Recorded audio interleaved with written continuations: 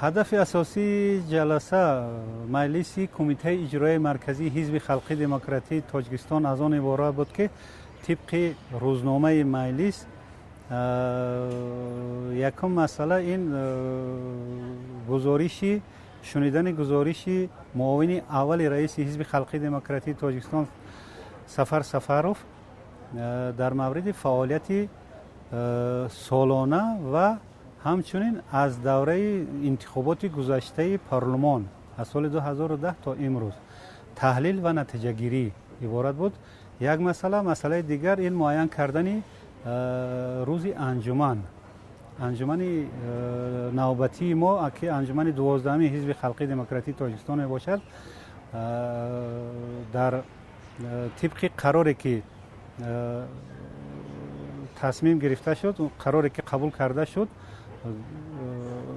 با تاریخ 13 دکبر سال 2014 همین سال معین کرده شد. و یک چیز دیگر را باید گویم که مجلس امروزه تحت سروری رئیس حزبمان محترم امالی رحمان دایر کرده شد. و مسئله دیگری که در انجمن دیده شد این معین کردن معیار وکیلان.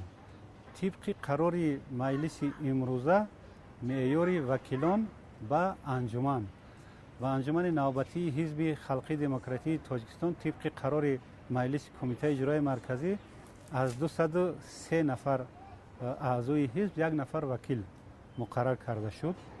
همین چیزا قبول ما در حدود قریب 250,000 اعضا داریم.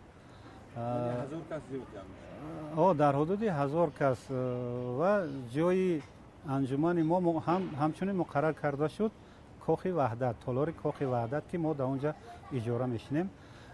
همین تالار انتخاب کردن رئیس حزبمان محترم جناب عالی. در معروض چه خلاصه شد از سال 2010 تا سال 2014 فعالیت حزبتون چه بررسی کردن؟ اکنون چخیلی که از روی سخنرانی رئیس حزبمان معلوم شد ما همین خلاصه برآوردیم. یک معروضه بسیار پرمحتوا، معروضه که از نظر تنقیدی وای کرده شد که من فکر میکنم که بسیار اعضای حزب انتظار نبودن که در این سطح در بچونین نظر تنقیدی مجلس دایر میکنن. رئیس حزبمان محترم جناب عالی امالی رحمان بسیار از نظر تنقیدی وای کردن، سخنرانیشون پیشنهاد کردن و وظیفه گذاری های زیاد کردن. وظیفه گذاری ها اساساً از اون عبارت است که ما در یک وضعیت قرار داریم، هم وضعیت سیاسی و اجتماعی جمهوری، هم منطقه و جهان. با نظر داشت همین سخنرانیشون منظور کردن. جناب عالی بسیار متاثر کردن بعضی اعضای حزب که در این سطح بسیار بلند، در سطح بسیار جالب و پرمحتوا. یعنی حزب خلق دموکراتی تاجیکستان در همین تحولات داخلی و خارجی خب چی نقش خواهد بازید؟ چگونه همین نقش معین کردن رئیس حزب؟ واقعا هم بسیار با نظر تنقیدی تاکید کردن که فعالیت حزب در عین زمان اونقدر قناعت کننده نیست. همین چیزا مخصوصا تاکید کردن که در وضعیت سیاسی و اجتماعی امروزه باید اعضای حزب شروع کرده از تشکیلات های ابتدایی تا کمیته اجرایی مرکزی باید فعالتر باشند با نظر داشت اون تحولاتی که با وجود میاد در جامعه.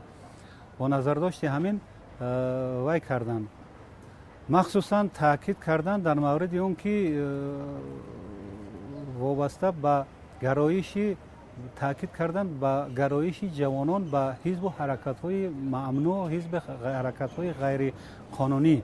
مخصوصا تاکید کردن که باید وظیفه اساسی و اولین درجه حزب خلقی دموکراتی از اون عبارت است که باید پیش راه همین گونه رویه‌ها، همین گونه تمایل‌ها را باید گیرد. این وظیفه اساسی است، چون که ایدئولوژی حکومت اساساً حزب خلقی دموکراتی تاجیکستان پهن میکند در بین عامه و همین خاطر تاکید کردم. مخصوصا استاد ما شنیدیم که رئیس حزبتون گفتن که بعضی حزب‌های دیگر حتی از حزب همچه حکمران از حزب خلق دموکراتی خلق بیشتر میشناسند، چون منظورش حزب نهضت بود، خب نمیدونیم. یعنی همین چیز تنقید شما را کردن حزب اعضای حزب شما که درست کار نمیکنن؟ خب بعض اشاره ها شد از جانب رئیس محترم حزب که تا جایی که ما میخواهیم در همین شب روز طلباتی که رئیس حزب دارن همین چیز عموما تا جای قناعت کننده نیست. تاکید مخصوص کردن، برای همین دستور و سفارش ها دادن که من بعد باید در آستانه آمادگی به معرکه انتخاباتی در پیش استاده پارلمان باید حتما بازنگری کنن، فعالیت خودشون بازنگری کنن و وسعت تازه بخشن. بر انتخابات پارلمانی چطور باید تیاری بینید؟ رئیس حزب چی گفتن باید چیکار کنید؟ اکنون مخصوصا تاکید کردن که با نظر داشت اون تحولات و وضعیت واقعه هایی که با وجود میاد با نظر داشت همین گفتن فعالیت براه ماندن لازم است.